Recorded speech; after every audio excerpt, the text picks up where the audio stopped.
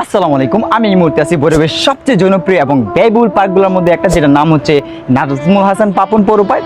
কিন্তু বর্তমানে এটা সম্পূর্ণ পরিত্যক্ত হয়ে এটার নাম হয়ে গেছে ভৈরব পৌর পার্ক। কিন্তু আমি আজকে দেখাবো এটা কি অবস্থায় আছে, যদিও পাপন যাওয়ার প্রায় 2 বছর পরে এটা আমি এই অবস্থানটাতে আছি। তো আজকে দেখাবো এটা কি অবস্থা। তো চলুন দেখা যাক কি আছে।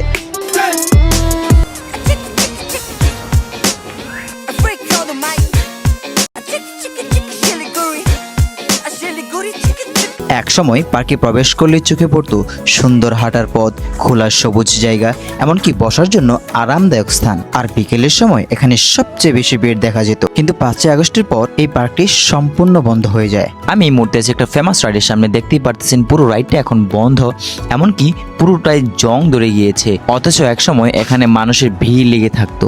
এটা হচ্ছে সেই পুরনো রোলার কোস্টার, দেখতেই পারতেছেন। কিন্তু আমার এটা উঠলে খুবই ভালো লাগে, কিন্তু যতই বড় হচ্ছি কিন্তু 10টা আমি ততই বাইরে যাচ্ছে।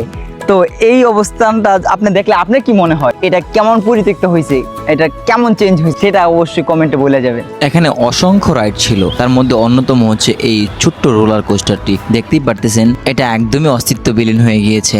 এখানে জনসাধারণের প্রবেশ সম্পূর্ণ নিষেধ, তবে এখানে কিছু ফটোশুটের কাজ করা হয়ে থাকে। বিভিন্ন মানুষ এখানে আসে তারা ছবি তুলতে। আমাদেরও কিছুক্ষণের জন্য মনে হয়েছিল আমরা কোনো জঙ্গলে চলে এসেছি। এখানকার প্রত্যেকটা কর্নার খুবই ফটোজেনিক। আপনি মোবাইল বের করলেই মনে চাইবে ছবি তুলতে কিংবা ভিডিও বানাতে। এটা হচ্ছে এখানকার অন্যতম একটা আকর্ষণ, সুইমিং পুল। দেখতেই পারতেছেন এটা সম্পূর্ণ বন্ধ, কিন্তু এখানে মানুষ আসতো, গোসল করতো। এমনকি এখানকার পানির লেনটা এখান থেকে শুরু হয়ে অপর পাশে কিংবা এটা নিচে দিয়ে একটা পানির লেন দেওয়া হয়েছে।